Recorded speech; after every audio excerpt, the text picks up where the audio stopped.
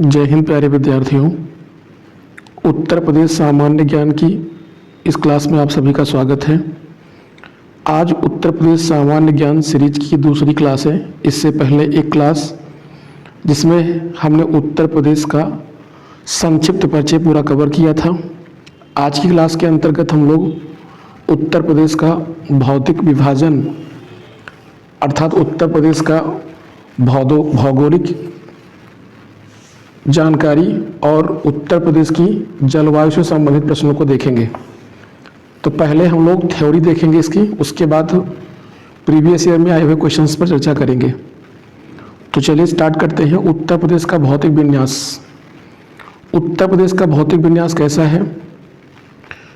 भारत के उत्तर मध्य में स्थित उत्तर प्रदेश एक सीमांत राज्य है।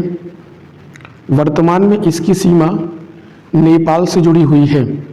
सीमांत राज्य का मतलब होता है कि उत्तर प्रदेश की सीमा किसी अंतर्राष्ट्रीय सीमा को स्पर्श करती है। और वह देश कौन सा है? नेपाल, जिसके साथ उत्तर प्रदेश की लगभग 579 किलोमीटर की सीमा साझा करता है। राज्य के विभाजन से पूर्व इसकी सीमा तिब्बत अर्थात चीन से भी जुड़ी थी। उत्तर प्रदेश का वर्तमान भौगोलिक स्वरूप 9 नवंबर सन 2000 को अस्तित्व में आया, जब उत्तराखंड राज्य का निर्माण किया गया। यानी उत्तराखंड राज्य के गठन से पूर्व उत्तर प्रदेश की सीमा तिब्बत चीन को स्पर्श करती थी, लेकिन उत्तराखंड के गठन होने के बाद जो वर्तमान उत्तर प्रदेश है वह केवल और केवल अब नेपाल की सीमा से लगा हुआ है, क्योंकि तिब्बत की सीमा अब उत्तराखंड से लगती है। आइए उत्तर प्रदेश का अक्षांशीय और देशांतरीय विस्तार देख लेते हैं। तो उत्तर प्रदेश का अक्षांशीय एवं देशांतरीय विस्तार क्रमशः अक्षांशीय विस्तार है 23 अक्षांश 52 मिनट से लेकर 30 अक्षांश 24 मिनट तक उत्तरी भाग में, जबकि देशांतरीय विस्तार की बात करें तो 77 अक्षांश 5 मिनट से 84 अक्षांश 38 मिनट पूर्वी देशांतर के मध्य है। उत्तर प्रदेश की लंबाई पश्चिम से पूर्व की ओर 650 किलोमीटर है, जबकि इसकी चौड़ाई 240 किलोमीटर है। यहाँ पर थोड़ा सा अक्षांशीय देशांतरीय विस्तार का मतलब बताना चाहेंगे आप लोगों को कि जैसे मान लीजिए हमारी पृथ्वी है, तो पृथ्वी के बीचों बीच से जाने वाली रेखा भूमध्य रेखा या जीरो अक्षांश रेखा होती है। इसके समांतर जितनी भी रेखाएं खींची जाती हैं वो अक्षांश रेखाएं होती हैं। इस बात का ध्यान रखेंगे। तो जैसे किसी देश या राज्य की सीमा इस प्रकार से उत्तर से दक्षिण विस्तार कहा जाए तो इसको अक्षांशीय विस्तार कहते हैं। और वहीं जब किसी देश या इस राज्य का विस्तार पूरब से पश्चिम कहा जाए, यानी यहाँ से आपको इस क्षेत्र से लेकर के इस क्षेत्र के बीच कहा जाए, तो इसको बोलते हैं देशांतरीय विस्तार। आई थिंक आप लोगों को अक्षांशीय देशांतरीय विस्तार का मतलब समझ में आया होगा। उत्तर प्रदेश का अगर क्षेत्रफल की बात करें तो उत्तर प्रदेश का क्षेत्रफल 2,40,928 वर्ग किलोमीटर है, जो कि भारत के कुल क्षेत्रफल का 7.33% है। आपको भारत का क्षेत्रफल जो कि पता होगा 32,87,263 वर्ग किलोमीटर है, और उसके सापेक्ष जब उत्तर प्रदेश का क्षेत्रफल देखा जाता है 2,40,928 वर्ग किलोमीटर, तो यह प्रतिशत में कितना आता है? 7.33%। अगर उत्तर प्रदेश के सबसे उत्तरी जिले की बात करें तो उत्तर प्रदेश का सबसे उत्तरी जिला जो है वो है सहारनपुर, और दक्षिणी जिला कौन सा है? सोनभद्र है।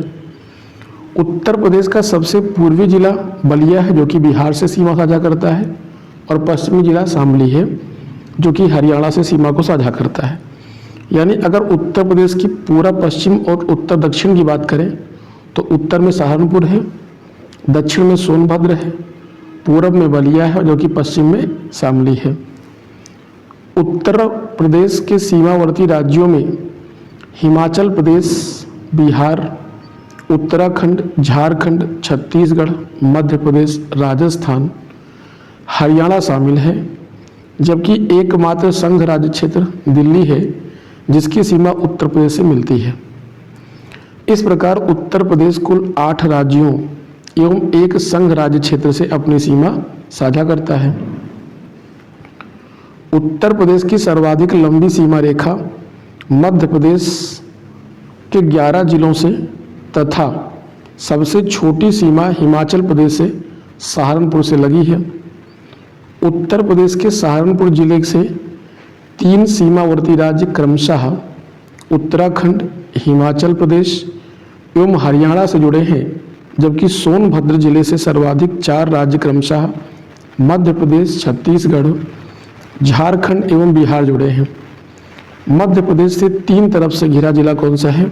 ललितपुर है, जो कि 3 ओर से घिरा हुआ है, और ललितपुर उत्तर प्रदेश के एकमात्र जिले झांसी की सीमा को स्पर्श करता है। क्षेत्रफल की दृष्टि से उत्तर प्रदेश की बात करें तो उत्तर प्रदेश भारत का चौथा सबसे बड़ा राज्य है। उत्तर प्रदेश से अधिक क्षेत्रफल वाले 3 राज्यों की बात करें तो उसमें पहले स्थान पर राजस्थान, दूसरे पर मध्य प्रदेश और तीसरे स्थान पर महाराष्ट्र है। आगे अगर बात करें तो विभिन्न राज्यों से लगे हुए उत्तर प्रदेश के जिले, तो उत्तर प्रदेश की सीमा किन किन राज्यों को स्पर्श करती है, ये एक महत्वपूर्ण प्रश्न है। तो आइए देखते हैं कि उत्तर प्रदेश की सीमा किन किन राज्यों से लगी हुई है। तो इसमें सबसे पहले हम लोग बात करेंगे मध्य प्रदेश से लगे हुए उत्तर प्रदेश के जिले। तो मध्य प्रदेश से कौन कौन से जिले स्पर्श करते हैं? पहला है सोनभद्र, मिर्जापुर, प्रयागराज, चित्रकूट, बांदा, महोबा, झांसी, ललितपुर, जालौन, इटावा एवं आगरा। यानी मध्य प्रदेश उत्तर प्रदेश के सर्वाधिक 11 राज्यों की सीमा को स्पर्श करता है। अगर बिहार की बात करें तो बिहार महाराजगंज, कुशीनगर, देवरिया, बलिया, गाजीपुर, सोनभद्र और चंदौली की सीमा को स्पर्श करता है। उत्तराखंड की बात करें तो पीलीभीत, बरेली, रामपुर, मुरादाबाद और बिजनौर, मुजफ्फरनगर और सहारनपुर उत्तराखंड की सीमा को स्पर्श करता है। हरियाणा की बात करें तो सहारनपुर, मथुरा, अलीगढ़, गौतम बुद्ध नगर, बागपत और शामली हरियाणा की सीमा को स्पर्श करते हैं। राजस्थान की बात करें तो राजस्थान के साथ उत्तर प्रदेश के 2 जनपद सीमा को साझा करते हैं। इसमें एक जिला है आगरा तो दूसरा है मथुरा। दिल्ली से सीमा की बात करें तो गौतम बुद्ध नगर और गाजियाबाद उत्तर प्रदेश के 2 जनपद हैं जो दिल्ली की सीमा को साझा करते हैं। हिमाचल प्रदेश से उत्तर प्रदेश का एकमात्र जिला सहारनपुर सीमा साझा करता है, जबकि छत्तीसगढ़ से सोनभद्र और झारखंड से भी सोनभद्र की सीमा साझा करती है।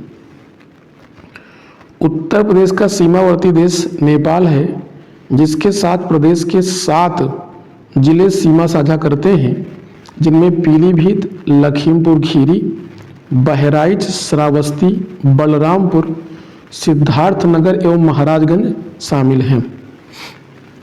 उत्तर प्रदेश में हिमालय के शिवालिक श्रेणी की बात करें तो उत्तर प्रदेश में हिमालय की शिवालिक श्रेणी दक्षिण पश्चिम में यमुना नदी, दक्षिण में विंध्य पर्वत और पूर्व में गंडक नदी इसकी प्राकृतिक सीमा को निर्धारित करते हैं।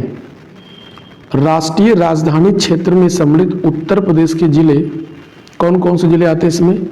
तो कुल बागपत, शामली, बुलंदशहर, गौतम बुद्ध नगर, मेरठ, हापुड़, मुजफ्फरनगर एवं गाजियाबाद है इसमें शामिल हैं। उत्तर प्रदेश भूगर्भिक दृष्टि से गोंडवाना लैंड का भाग है। उत्तर प्रदेश के दक्षिण में स्थित पठारी भाग भारत के प्रायद्वीपीय भाग का ही अंग है, जिसका निर्माण बिंदक्रम के शैलों द्वारा प्री कैम्ब्रियन यानी आर्कियन युग में हुआ है। उत्तर प्रदेश को मुख्यतः 3 प्राकृतिक प्रदेशों में विभाजित किया गया है, जिसमें भाबर एवं तराई का प्रदेश, गंगा यमुना दोआब और दक्षिण का पठारी क्षेत्र आता है। अगर आप इसको मैप के माध्यम से यहाँ पर देखने का प्रयास करें तो हम आपको समझाने का प्रयास करते हैं। यहाँ पर उत्तर प्रदेश का जो भौतिक विन्यास है वो कुल 3 भागों में बटा हुआ है। वो 3 भाग कौन कौन से हैं आगे बताते हैं आप सभी को। तो सबसे पहला आप लोग ध्यान से देखें यहाँ पर, तो अगर इस क्षेत्र की बात करें तो यह उत्तर प्रदेश का भाबर एवं तराई क्षेत्र है, जो उत्तर प्रदेश के उत्तरी सीमा से लगा हुआ है। एक पट्टी है समांतर उत्तर प्रदेश के फैली हुई है, इसे भाबर एवं तराई प्रदेश कहा जाता है। यहाँ पर नदियाँ विलुप्त हो जाती है। भाबर प्रदेश का मतलब होता है किसी भी पर्वत का गिरिपाद। गिरिपाद का मतलब होता है कि जिस मतलब पर्वत का सबसे जो निचला भाग होता है उसे गिरिपाद कहते हैं। और यहाँ पर बड़े बड़ी शिलाएं, कंकड़, पत्थर, बालू आदि पाई जाती है। इसमें नदियों की जलधारा विलुप्त हो जाती हैं। उत्तर इधर देखें तो इधर एक शिवालिक तलहटी है और मध्यवर्ती सबसे बड़ा भाग जो है उत्तर प्रदेश का, लगभग 3/4 भाग यानी 75% हिस्सा उत्तर प्रदेश का, ये गंगा यमुना दोआब के अंतर्गत आता है, यानी मैदानी भाग के अंतर्गत आता है। और इसका दक्षिणी हिस्सा है, ये दक्षिण का पठारीय प्रदेश है उत्तर प्रदेश का। ये दक्षिण का पठारीय प्रदेश है जो कि सीमा साझा करता है मध्य प्रदेश के साथ। आगे बढ़ जाते हैं। मैप समझ में आ ही गया होगा आप लोगों को। आइए इसकी थ्योरी देख लेते हैं। व्याख्या। भाबर एवं तराई प्रदेश। भाबर क्षेत्र एक पतली पट्टी के रूप में उत्तर प्रदेश के सहारनपुर से कुशीनगर तक विस्तृत है। पश्चिम से पूरब की तरफ इस भौतिक प्रदेश की चौड़ाई क्रमशः घटती जाती है, यानी जैसे जैसे पश्चिम से पूरब की ओर बढ़ेंगे तो इसकी चौड़ाई घटेगी। भाबर क्षेत्र वह पर्वतीय क्षेत्र है जो कंकड़ पत्थरों से निर्मित है। इस क्षेत्र में जलोढ़ पंख और जलोढ़ शंकु जैसी नदी से निर्मित स्थलाकृतियाँ बनती हैं।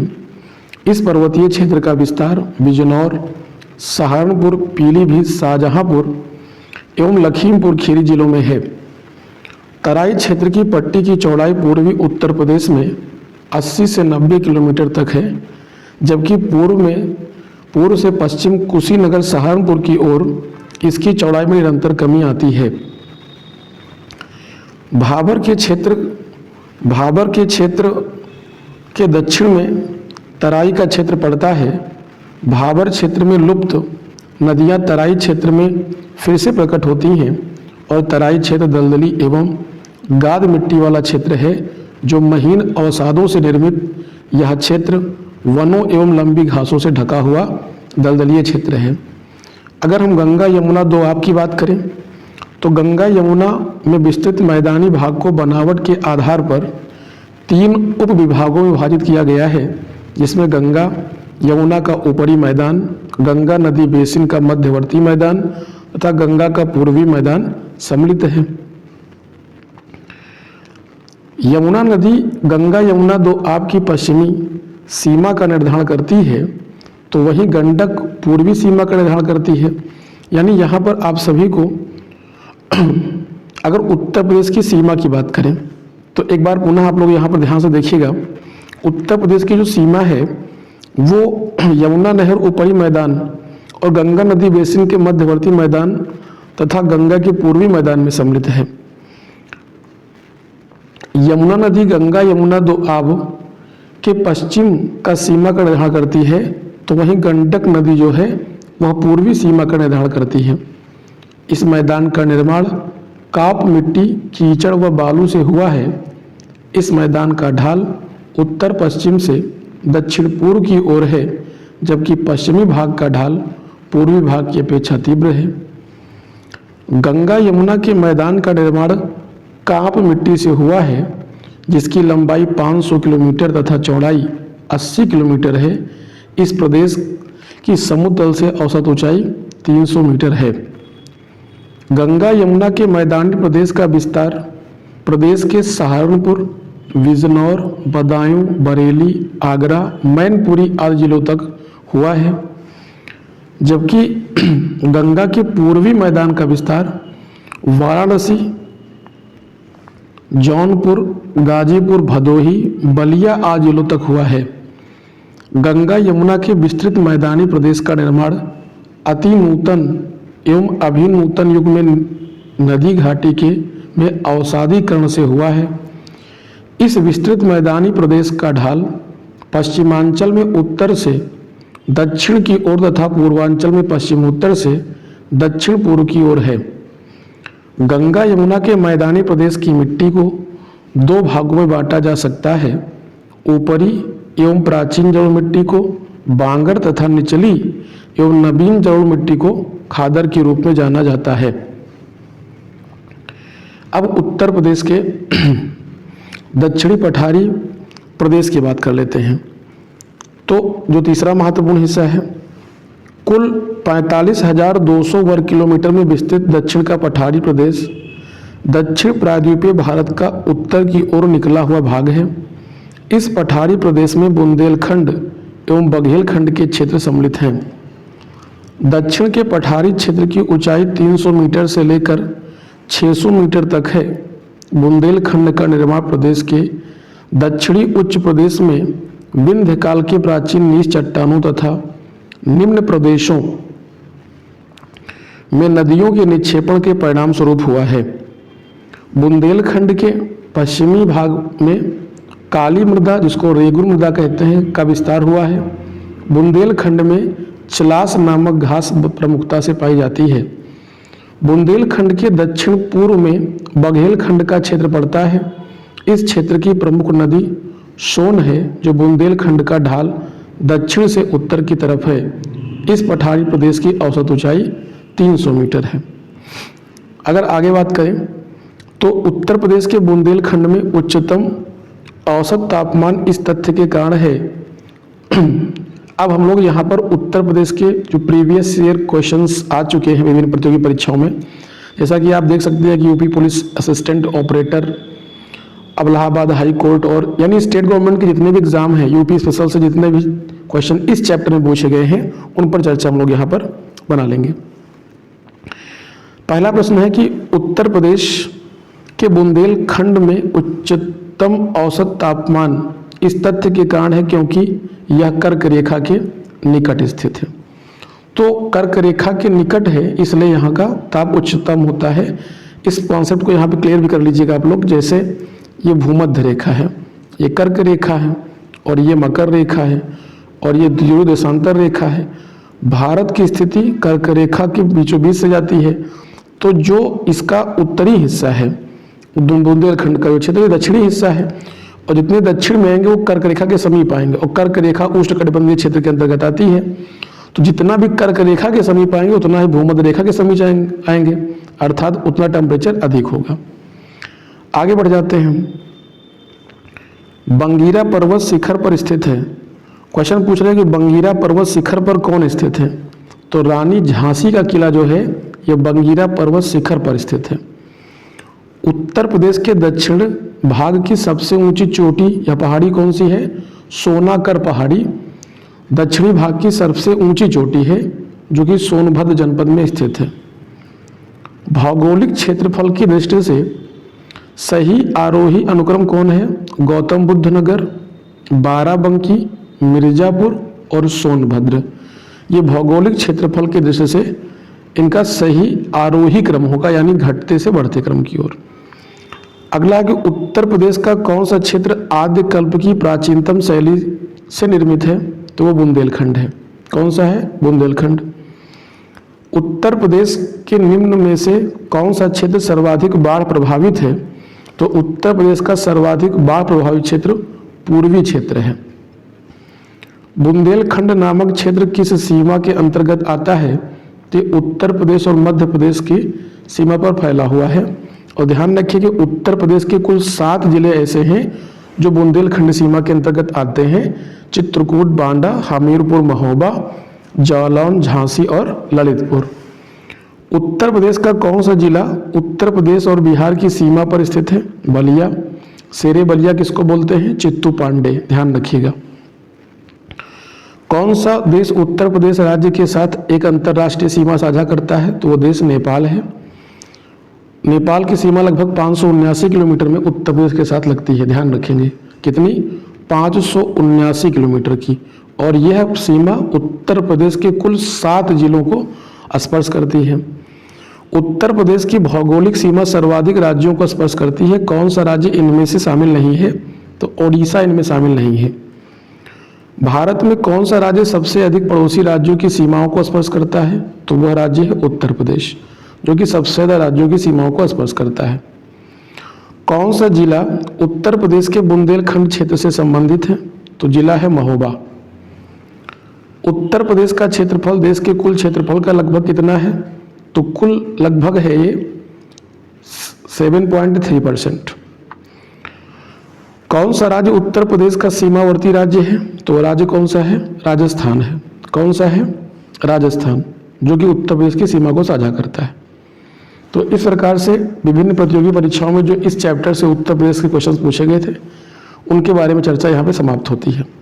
अब हम लोग उत्तर प्रदेश की जलवायु एवं मृदा के बारे में पढ़ेंगे। देखते हैं कि उत्तर प्रदेश की जलवायु मृदा कैसी है। प्रदेश के भौतिक विविधता के कारण जलवायु संबंधी विषमता पाई जाती है। यहाँ जलवायु की दृष्टि से उत्तर प्रदेश उपोष्ण कटिबंध में आता है, जबकि प्रदेश की जलवायु उष्ण कटिबंधीय और मानसूनी प्रकार की है।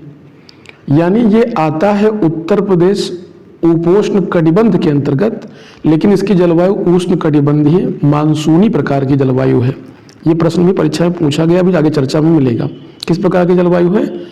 उष्ण कटिबंधीय मानसूनी प्रकार की जलवायु है। उत्तर प्रदेश को मुख्यतः दो जलवायु प्रदेशों में वर्गीकृत किया गया है। प्रथम उष्ण एवं आर्द्र जलवायु प्रदेश और दूसरा है साधारण आर्द्र एवं उष्ण जलवायु प्रदेश। अगर आर्द्र एवं उष्ण प्रदेश को पुनः दो उपभागों में बांटा गया है। पुनः दो उपभाग कौन कौन से इसके अंतर्गत आते हैं? तो एक आता है तराई प्रदेश, वार्षिक औसत वर्षा 120 से 180 सेंटीमीटर तक है, और पूर्वी प्रदेश वार्षिक वर्षा 100 से 120 सेंटीमीटर तक है। साधारण आर्द्र एवं उष्ण जलवायु प्रदेश में वे मैदानी भाग आते हैं जहां औसत वार्षिक वर्षा 80 से 100 सेंटीमीटर तक होती है। इस जलवायु प्रदेश में पश्चिमी मैदानी क्षेत्र तथा बुंदेलखंड के पठारी भाग आते हैं। उत्तर प्रदेश में मुख्यतः 3 ऋतुएं पाई जाती हैं, यथा ग्रीष्म ऋतु, वर्षा ऋतु एवं शीत ऋतु पाई जाती हैं। आइए मैप के माध्यम से इसको देखते हैं, इसमें कौन कौन सी आती हैं। उत्तर प्रदेश वर्षा वितरण, यानी अगर हम उत्तर प्रदेश के वर्षा वितरण की बात करें इस मैप के माध्यम से, तो आप ध्यान से समझने का प्रयास करेंगे। यहाँ पर आइए समझते हैं मैपिंग करके। यह उत्तर प्रदेश का वो हिस्सा है जहाँ पर मध्यम वर्षा होती है, यानी जो भाभर प्रदेश अभी आप पढ़े थे और पूर्वी उत्तर प्रदेश का जो हिस्सा है आप देख रहे हैं, ये हनुमान जी की गदा जैसी आकृति में है। यहाँ पर मध्यम वर्षा होती है। और जो इसका मध्यवर्ती मैदानी भाग है, आप समझ रहे गोरखपुर इसी क्षेत्र में आता है, और पढ़ते हैं कि उत्तर प्रदेश का सर्वाधिक वर्षा वाला जिला कौन सा है? गोरखपुर है। तो गोरखपुर पूर्वी उत्तर प्रदेश में आता है, आप ध्यान सकते हैं। और यहाँ पर जो ये भाग है, यहाँ पर निम्न वर्षा का क्षेत्र रहता है, जबकि अगर बुंदेलखंड क्षेत्र की बात करें तो यहाँ पर अति अल्प वर्षा होती है। अति अल्प का मतलब सबसे कम, यानी सबसे ज़्यादा कहाँ होती है? उत्तरी भाग में, फिर कहाँ होती है? मध्यवर्ती में, सबसे कम होती है ना, बुंदेलखंड में। यानी ऊपर से नीचे की तरफ वर्षा की मात्रा लगातार घटती जाती है। आप देख रहे हैं कि पश्चिमी उत्तर प्रदेश में मथुरा स्थित है, तो यहाँ पे सबसे कम वर्षा वाला जिला अगर पूछा जाएगा तो मथुरा है, और सर्वाधिक वर्षा वाला जिला पूछा जाएगा तो गोरखपुर है। आगे बढ़ जाते हैं, अगला प्रश्न देख लेते हैं।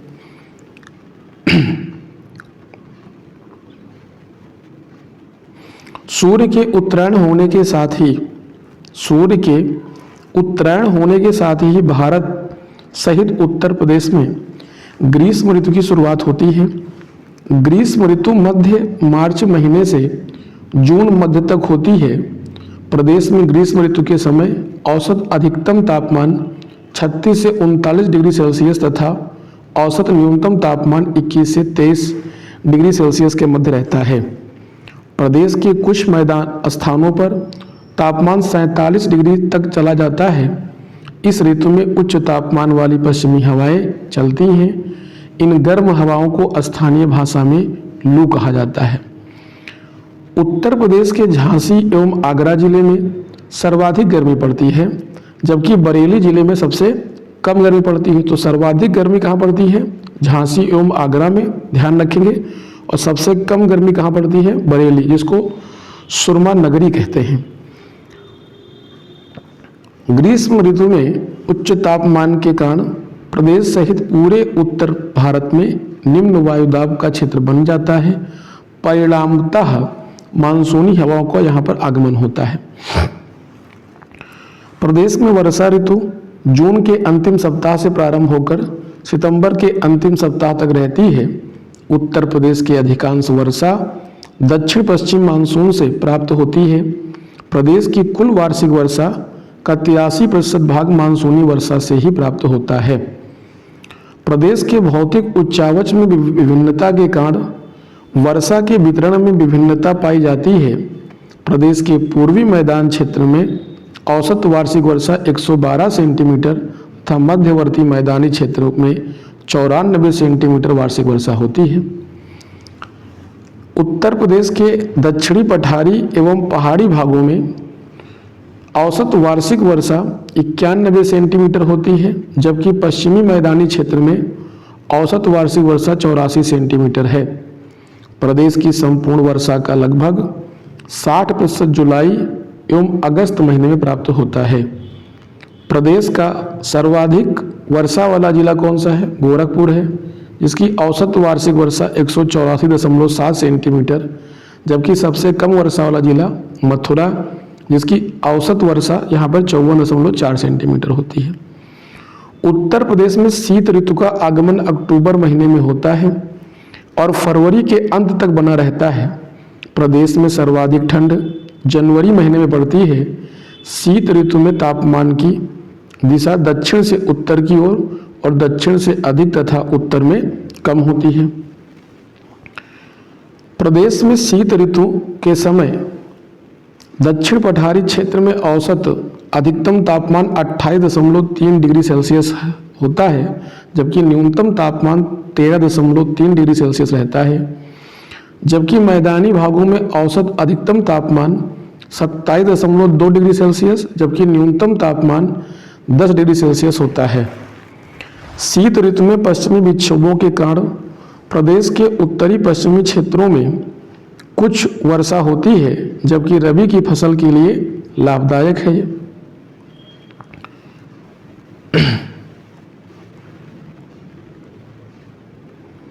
मृदा व्यवस्था की बात कर लेते हैं तो पृथ्वी के ऊपरी सतह पर मिलने वाले असंगठित पदार्थों की ऊपरी परत जो चट्टानों के विच्छेदन, अपक्षयन तथा कार्बनिक पदार्थों के विगलन या विघटन के परिणाम स्वरूप परिच्छेदिका के रूप में संश्लेषित होती है, मिट्टी कहलाती है। भौगोलिक बनावट के आधार पर प्रदेश की मिट्टियों को दो मुख्य भागों में विभाजित किया गया है, जिसमें गंगा के विशाल मैदान की मिट्टियाँ जो निर्माण की दृष्टि से नूतन एवं उपनूतन प्रकृति की हैं, दक्षिण पठारी एवं विंध्यन शैलीय और बुंदेलखंडीय मिट्टियाँ दूसरी हैं। निर्माण की दृष्टि से मिट्टियाँ अति प्राचीन एवं रवेदार होती हैं। गंगा के मैदानी भाग की बात करें तो गंगा के मैदानी मृदा को बनावट के आधार पर दो उपभागों में विभाजित किया गया है। प्रथम प्राचीन काप मिट्टी, जिसको बांगर मिट्टी भी कहा जाता है, और द्वितीय नवीन काप मिट्टी, जिसको खादर मिट्टी कहा जाता है। बांगर मिट्टी प्राचीन जलोढ़ मृदा है, जिसमें फास्फोरस एवं चूने की अधिकता पाई जाती है, जबकि जीवांश, पोटास तथा नाइट्रोजन की कमी पाई जाती है। इस मिट्टी को दोमट मटियार या बलुई दोमट आदि नामों से भी जाना जाता है। उत्तर प्रदेश के पूर्वी भाग में इसका स्थानीय नाम उपरहार मिट्टी है।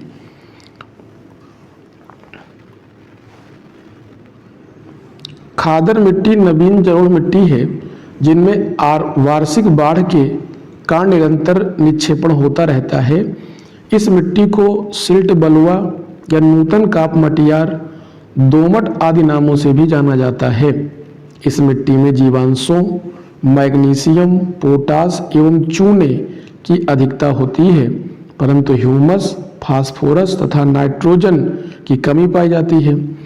प्रदेश में जलवायु मृदा का सर्वाधिक विस्तार पाया जाता है। प्रदेश में पाई जाने वाली बलुई एवं बलुई दोमट मिट्टी का स्थानीय नाम सिकटा है, करियाल या धनका भी है। भूड़ हल्की दोमट एवं उनकी सहायक नदियों के बाढ़ वाले क्षेत्रों में प्लिस्टोसीन युग निर्मित 10 से 12 फीट ऊंचे टीलों के रूप में हुआ है। बांगर एवं खादर मिट्टी की बात करें तो बांगर एवं खादर मिट्टी के अतिरिक्त बनावट के आधार पर उत्तरी मैदान की मिट्टियों को अन्य उपभागों में वर्गीकृत किया गया है, जैसे लवणीय, क्षारीय, मरुस्थलीय मृदा। लवणीय एवं क्षारीय मृदाओं का निर्माण अत्यधिक सिंचाई एवं अत्यधिक उर्वरकों के प्रयोग के कारण होता है। प्रदेश की ऊसर भूमि को रेह, कल्लर, बंजर आदि नामों से भी जाना जाता है। रेह युक्त क्षारीय ऊसर मृदा का प्रदेश में सर्वाधिक विस्तार है। मरुस्थलीय मृदा प्रदेश के कुछ पश्चिमी भागों में मथुरा, आगरा, अलीगढ़ में पाई जाती है, जो कि मृदा अपरदन के कारण निर्मित हुई है। बुंदेलखंडीय मृदा प्रदेश के दक्षिणी पठारी भागों में पाई जाती है। प्रदेश के इस क्षेत्र में पाई जाने वाली काली मिट्टी को कपास, रेगुर आदि नामों से जाना जाता है। इस मिट्टी का विस्तार प्रदेश के झांसी, ललितपुर एवं हमीरपुर जिलों में हुआ है। लाल मिट्टी उत्तर प्रदेश के मिर्जापुर, सोनभद्र जिलों में पाई जाती है। इस मिट्टी का निर्माण बालू में लाल शैलों के अपक्षयन से हुआ है। इसमें जीवाश्म, चूना, फास्फोरस एवं नाइट्रोजन की कमी पाई जाती है। लाल मिट्टी में गेहूं, चना, दाल आदि फसलें उगाई जाती हैं। माड या मार मिट्टी काली या रेगुर मिट्टी के समान चिकनी होती है। इस मिट्टी में सिलिकेट, लोहा, एल्यूमिनियम खनिज पाए जाते हैं। राकड़ मिट्टी उत्तर प्रदेश के दक्षिण पर्वतीय एवं पठारी भागों में पाई जाती है, जबकि भाट मिट्टी उत्तर प्रदेश के पूर्वी क्षेत्रों कुशीनगर में पाई जाती है। पड़वा मिट्टी उत्तर प्रदेश के हमीरपुर, जालौन एवं यमुना नदी के ऊपरी जिलों में पाई जाती है। जल प्लावित नदी के किनारे पाई जाने वाली मिट्टी को ढूह कहा जाता है। इसको क्या बोलते हैं? ढूह कहा जाता है। प्रदेश के उत्तरी पश्चिमी भाग में पाई जाने वाली मिट्टियों में फास्फेट खनिज की कमी होती है। अगर मृदा अपरदन की बात करें तो मृदा अपरदन से तात्पर्य क्या है? जल बहाव, वायु वेग अथवा हिम के पिघलने से एक स्थान से मिट्टी को अन्यत्र ले जाना होता है। मृदा अपरदन को जलीय एवं वायु अपरदन में वर्गीकृत किया जाता है। प्रदेश के पूर्वी एवं दक्षिणी भाग जलीय अपरदन तथा पश्चिमी भाग वायु अपरदन से प्रभावित होते हैं। आइए मृदा का वर्गीकरण एक टेबल के माध्यम से समझने का प्रयास यहाँ पे करते हैं हम लोग। प्रदेश का इटावा जिला अवनालिका अपरदन से सर्वाधिक प्रभावित है। अवनालिका अपरदन का मतलब क्या होता है? जल अपरदन, यानी नदियों द्वारा जब अपरदन क्रिया होती तो अवनालिका अपरदन होता है और विभिन्न भ्रंश का निर्माण होता है। जलीय अपरदन का प्रभाव वायु अपरदन से अधिक प्रभावी है, जिसमें परत अपरदन महत्वपूर्ण है। किसान की मौत कहा जाने वाला परत अपरदन समतल खेतों में बहुत सूक्ष्म तरीके से होता है। अगर हम मृदा अपरदन की बात कर लें तो खादर मृदा के अंतर्गत कौन कौन आता है? नवीन जलोढ़, कछारी, दोमट, मटियार एवं सिल्ट बलुआ मृदा आती है। जबकि बांगर मृदा की बात करें तो इसमें पुरानी जलोढ़, उपरहार मृदा, दोमट या मटियार या बलवी दोमट मृदा इसके अंतर्गत आती है। ऊसर भूमि की बात करें तो इसके अंतर्गत कौन आती है? रेह, बंजर तथा कल्लर आती है। लवणीय तथा क्षारीय मृदा के अंतर्गत बलवी मिट्टी के अंतर्गत भूड़, जो कि ऊंचे टीले को कहते हैं, और काली मृदा रेगुर, फरेल तथा कपासी मृदा होती है। बुंदेलखंड क्षेत्र की मिट्टियां लाल मृदा, परवा या पड़वा, माड या मार, राकड़ या राकड़ मृदा, भोंटा मृदा के अंतर्गत इसको शामिल किया जाता है। यानी लाल बुंदेलखंड क्षेत्र में लाल मृदा, परवा या पड़वा, माड या मार, राकड़ या राकड़ मृदा, भोंटा मृदा आदि शामिल हैं। एग्जाम कैप्सूल के अंतर्गत उत्तर प्रदेश की विभिन्न प्रतियोगी परीक्षाओं इस अध्याय से पूछे गए महत्वपूर्ण प्रश्न हैं। आइए इन पर चर्चा कर लेते हैं। ध्यान से निगाहें बनाते हुए इसको आप समझने का प्रयास करेंगे। पहला प्रश्न है कि सुराहा ताल प्रसिद्ध अभयारण्य जिसमें साइबेरिया और अन्य ठंडे क्षेत्रों से कई प्रवासी पक्षी भी आते हैं, यह उत्तर प्रदेश के किस जिले में स्थित है? तो उत्तर प्रदेश के सबसे पूर्वी जिले बलिया में स्थित है। सुराहा ताल वन्यजीव अभयारण्य का नाम अब लोकनायक जयप्रकाश नारायण अभयारण्य कर दिया गया है, ये भी ध्यान रखिएगा। प्रश्न, वीर अब्दुल हमीद फॉरेस्ट वन्य जीवन एवं पर्यावरण संरक्षण पुरस्कार योजना किस वर्ष शुरू की गई थी? तो 2012-13 में वीर अब्दुल हमीद फॉरेस्ट वन्य जीवन एवं पर्यावरण संरक्षण पुरस्कार की शुरुआत हुई थी। लाल मिट्टी उत्तर प्रदेश के किन हिस्सों में पाई जाती है? तो यह मुख्य रूप से मिर्जापुर और झांसी में पाई जाती है। उत्तर प्रदेश में किस प्रकार की जलवायु है? उत्तर प्रदेश में उष्ण कटिबंधीय मानसूनी प्रकार की जलवायु पाई जाती है। उत्तर प्रदेश में प्रमुखतया किस प्रकार की मिट्टी पाई जाती है? तो जलोढ़ मिट्टी पाई जाती है।